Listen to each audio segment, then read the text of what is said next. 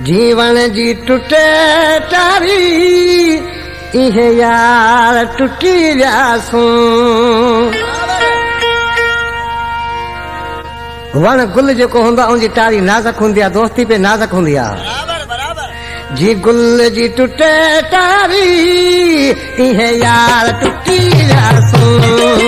हिक ॿिए सां मिलण लाइ, हिक ॿिए सां मिलण लाइ अॼु जान सिकी वियासूं। जीअं गुल जी टुटे टारी इहे यार टुटी वियासूं।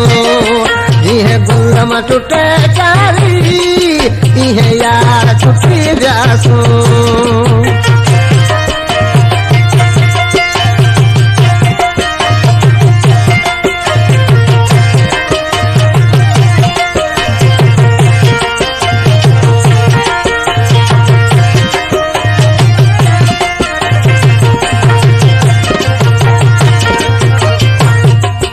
हुयो प्यार त पंहिंजो पको पर कीअं अचानक आ टुटो।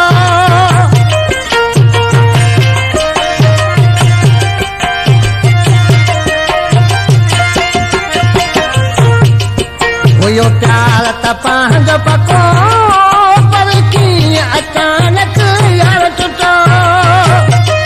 पंहिंजी क़िस्मत अहिड़ी हुई त भाॻा पाईंदा पिटो। हिक ॿिए खां जुदा जीअरे ॿई जान जली वियासूं। जीअं गुल मां टुटे टारी इहे यार टुटी वियासूं।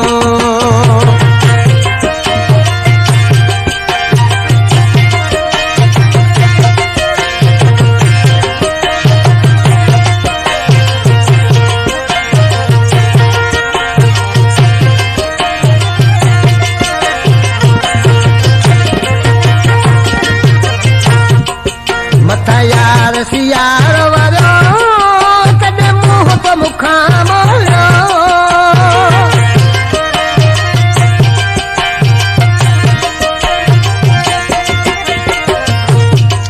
मथा यार सियार वारो कॾहिं मुंह तो मुखां मोड़ो।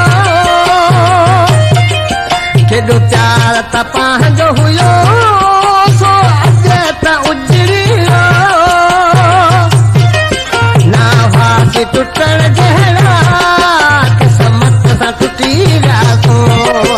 जीअं गुल जी टुटे टारी इहे यार टुटी वियासूं।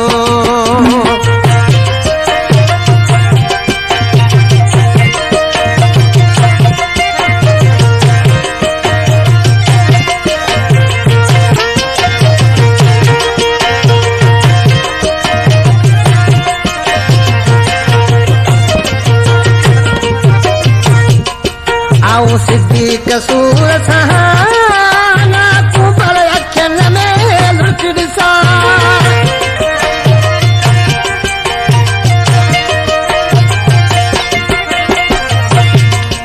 आऊं सिद्धी कसूर सां ना तूं पर अखियुनि में लुट ॾिसां। जेको वाट विझे थो मथे उन माण्हूअ खां त पुछां। मूंखे दुख इहो आहे दुनिया में ॾिठा थियासूं। ईअं गुल मां टुटे टारी इहे यार। वीडियो पूरा देखने के लिए धन्यवाद। सिंधी लोकगीत चैनल में आपका स्वागत है। हमारे इस चैनल सिंधी लोकगीत चैनल को सब्सक्राइब जरूर करें और वीडियो को लाइक जरूर करें ताकि हमारी हर आने वाली वीडियो सबसे पहले आप तक जरूर पहुंच सके। धन्यवाद।